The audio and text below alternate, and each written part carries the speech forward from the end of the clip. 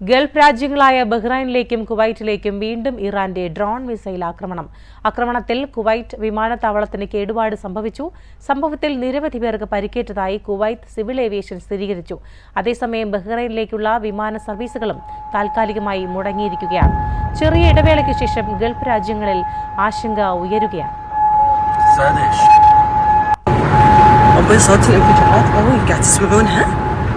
വിശദാംശങ്ങളുമായി ഞങ്ങളുടെ middle east editorial head Elvis ചുമാർ ചേരുകയാണ്. എൽവിസ്, തീർത്തും ആശങ്കകരമായ ഒരു സാഹചര്യമാണ് നിലവിലുള്ളത്. ഈ ഒരു ആശങ്കയിൽ നിന്നും ഒരു മോചനം പ്രതീക്ഷിക്കാമോ ഉടൻ? മേഘ, ചെറിയ ഇടവേളയ്ക്ക് ശേഷം വീണ്ടും ഗൾഫ് രാജ്യങ്ങളിൽ അശാന്തി പടരുകയാണ്. ജൂൺ 3 ബുധനാഴ്ച പുലർച്ചെയായി കുവൈറ്റിലേക്കും ബഹ്റിനിലേക്കും കൂട്ടത്തോടെയാണ് ഡ്രോൺ മിസൈൽ ആക്രമണം നടന്നത്.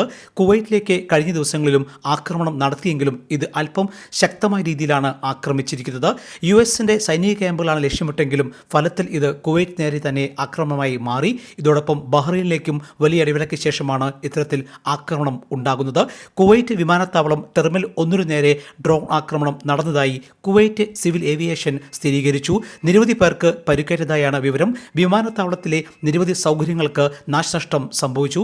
ഇനിയൊരു അറിയിപ്പുണ്ടാകുന്നവരെ കുവൈറ്റ് വിമാന സർവീസുകൾ നിർത്തിവച്ചിരിക്കുകയാണ്. ലാൻഡ് ചെയ്യാനുള്ള വിമാനങ്ങൾ മറ്റു വിമാനത്താവളത്തിലേക്ക് വഴിതിരിച്ചുവിട്ടിരിക്കുകയാണ്. കുവൈറ്റിൽ വേനലവധി ആരംഭിച്ചതിനാൽ നിരവധി മലയാളി കുടുംബങ്ങൾ നാട്ടിലേക്ക് പുറപ്പെടാൻ കുവൈറ്റ് വിമാനത്താവളത്തിൽ എത്തിയിരുന്നു. ഇവരുടെയെല്ലാം യാത്രകൾ റദ്ദായി. ദുബായിൽ നിന്നും കുവൈറ്റ്, ബഹ്റൈൻ എന്നിവിടങ്ങളിലേക്കുള്ള വിമാന സർവീസുകളും ഇതോടൊപ്പം മുടങ്ങിയിരിക്കുകയാണ്. അതേസമയം ബഹ്റൈനിൽ സിവിലിയൻ കേന്ദ്രങ്ങളെ ലക്ഷ്യമിട്ടാണ് ഇറാൻ മിസൈലുകളും ഡ്രോണുകളും ഉപയോഗിച്ച് ആക്രമണം നടത്തിയത്. Bahrain defence force general command ഇക്കാര്യം സ്ഥിരീകരിച്ചു. ഇറാന്റെ ശത്രുതാപരമായ സമീപനത്തിന്റെ ഭാഗമായാണ് ഈ വ്യോമാക്രമണം നടന്നതെന്നും ബഹ്റൈൻ പ്രതികരിച്ചിരിക്കുന്നു. രാജ്യത്തിന് നേരെ വന്ന 3 മിസൈലുകളും നിരവധി ഡ്രോണുകളും വിജയകരമായി തകർത്തുവെന്നും ബഹ്റൈൻ വ്യക്തമാക്കിയിട്ടുണ്ട്.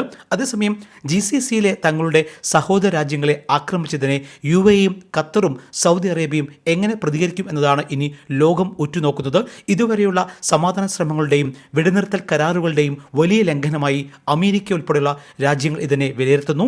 ഇതോടൊപ്പം അമേരിക്ക കരാർ ലംഘിച്ചെന്ന് ഇറാനും ആരോപിക്കുന്നുണ്ട്. ഇതെല്ലാം സമീപഭാവിയിൽ ഉണ്ടാക്കുന്ന പ്രത്യാഘാതം എങ്ങനെയായിരിക്കും എന്നതാണ് ഇപ്പോഴത്തെ ആശങ്ക. മേഘ. ശരി, ഏതായാലും വിശദാംശങ്ങൾ നൽകിയത് എൽവിസ് ചുമാറാണ്. എത്രയും വേഗം സമാധാനം പുലരട്ടെ എന്ന് ആത്മാർത്ഥമായി പ്രാർത്ഥിക്കാം.